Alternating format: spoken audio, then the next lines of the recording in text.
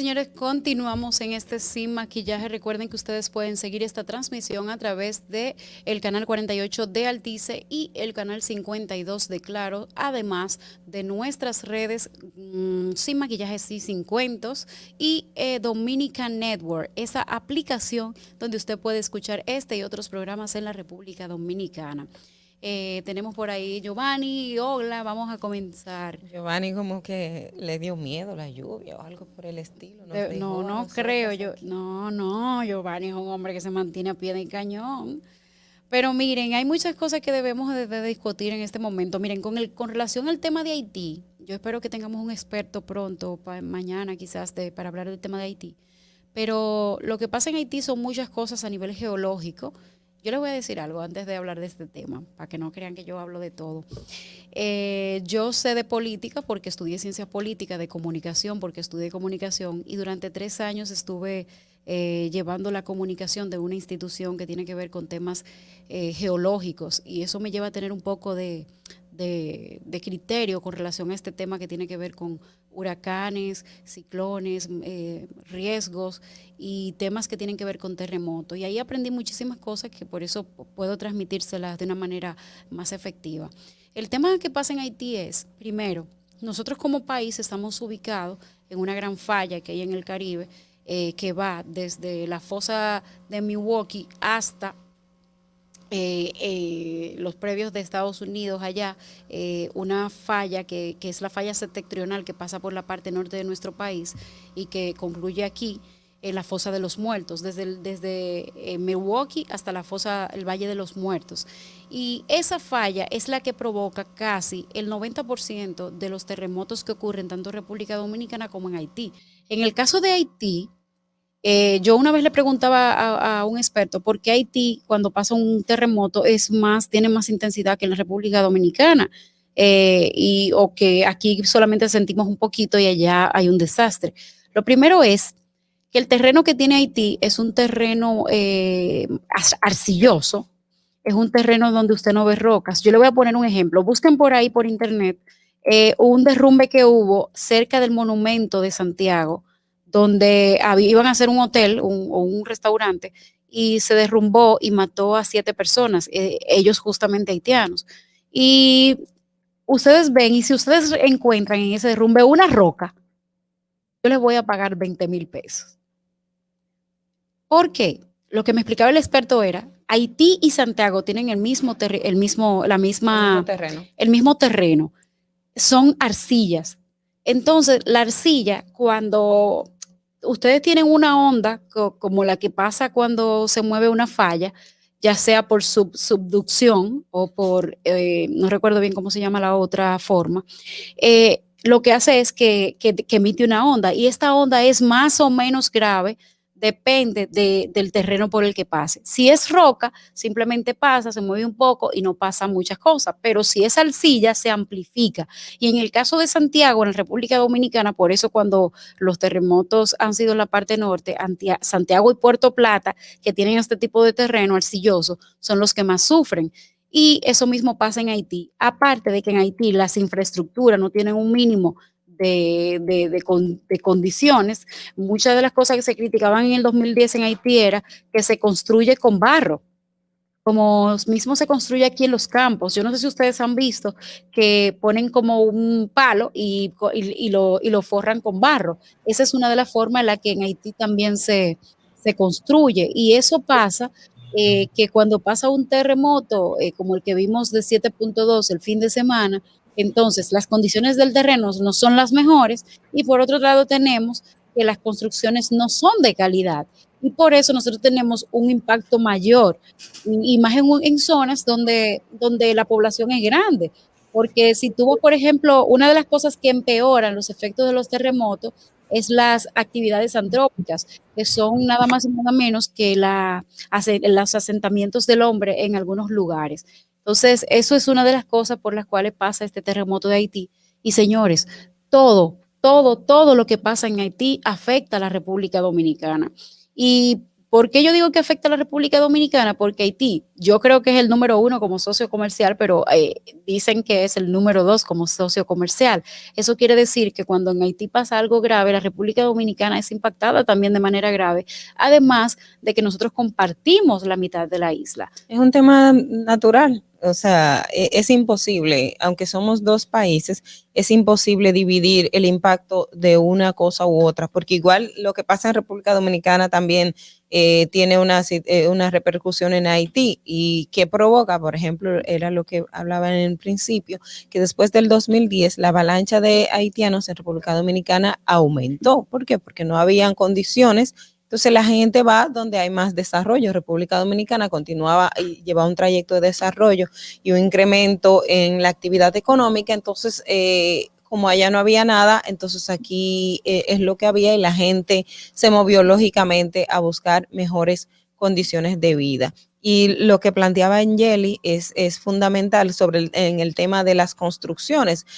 Angeli lo dice de barro, pero yo les digo un poco más llano. La gente construye casa a base de tierra, ¿entiendes? Entonces hay otros que tienen el cemento. Bueno, tiene el cemento, pero no tiene los recursos para las varillas, aparte de que quien construye no es una persona que tenga conocimientos propios para elevar la infraestructura, sino a veces los mismos dueños de casa hacen la construcción sin tomar en cuenta la cantidad de varillas que es necesaria, sin tomar en cuenta las previsiones de columna y todo este tipo de aspectos que al final, cuando llega un fenómeno como es un terremoto, por las mismas características de la población, entonces se da la actividad o los impactos son mayores. Nosotros tenemos casos de otros países donde es usual el terremoto, como el caso de Chile y otros países, que cuando ya se da un terremoto de magnitud de 7.2, la gente es como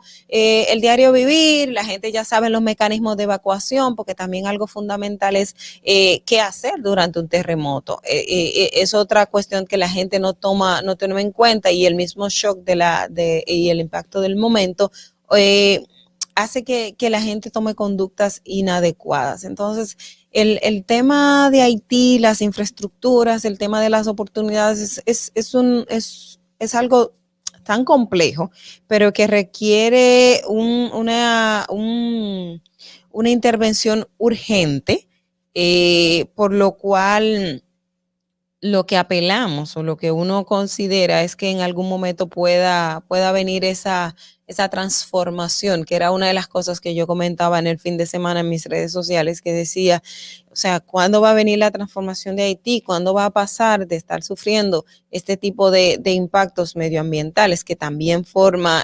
otro elemento que para mí también es fundamental en esto, es el impacto del medio ambiente en Haití, como está el tema de la deforestación, como está el tema de el tema del agua y muchos aspectos que también confluyen en ese caso. Entonces, ¿cuándo va a haber un cambio? ¿Cuándo tanto la población haitiana migrante e inmigrante va a asumir que tiene que, como la semana pasada hablábamos con Giovanni, de que la comunidad dominicana en el exterior tiene que apoderarse y obligar a que haya un cambio?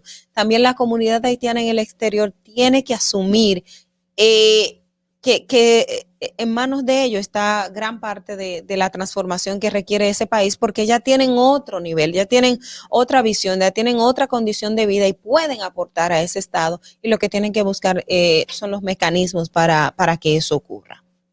Giovanni. Miren, permítanme venir aquí a la República Dominicana y mostrarles esta partecita. Miren esto. Ustedes me poner, mire eso.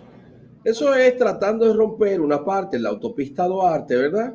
Para buscar una salida al agua que está, ustedes recuerdan que yo les dije a ustedes que los elevados en este país eran toboganes.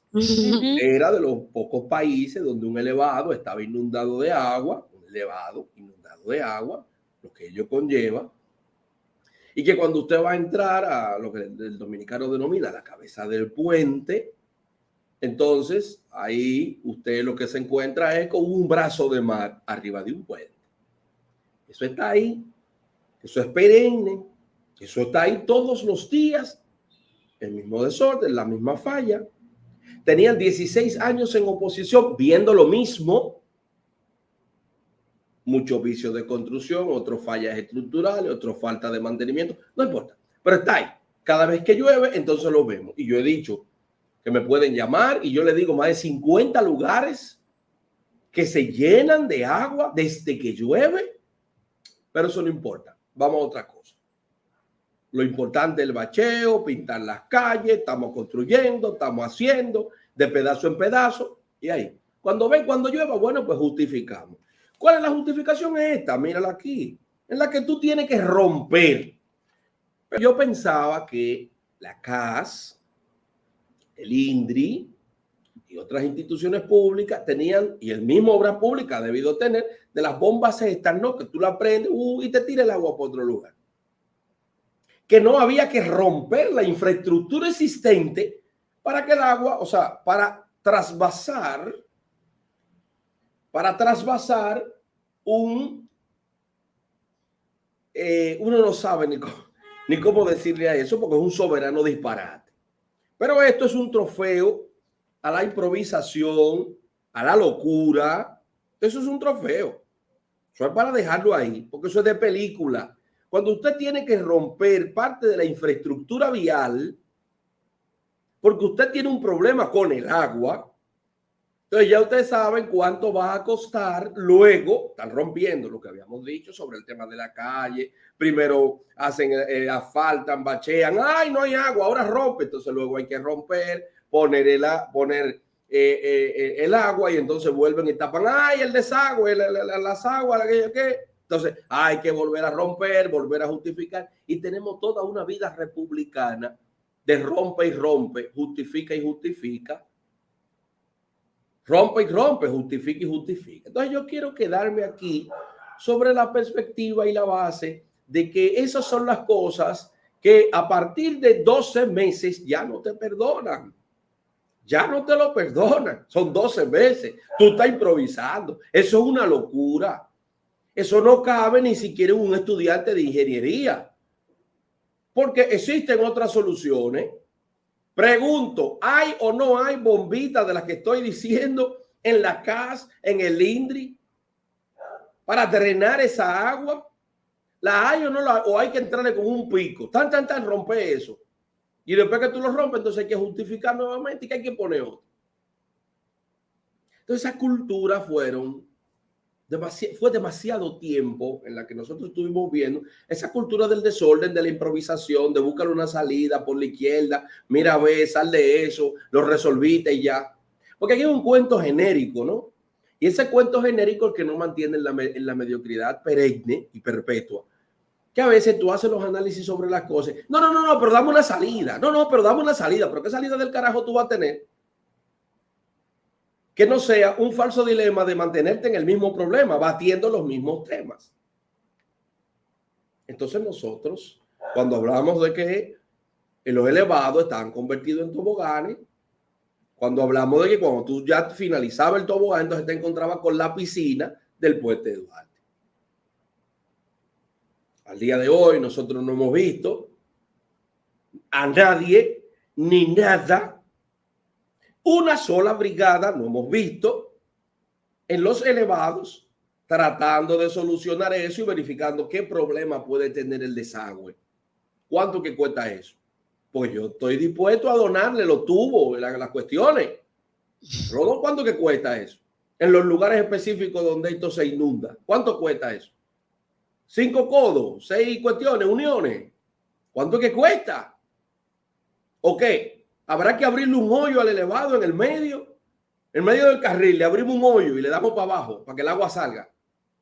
¿Ves? Una locura. Una locura.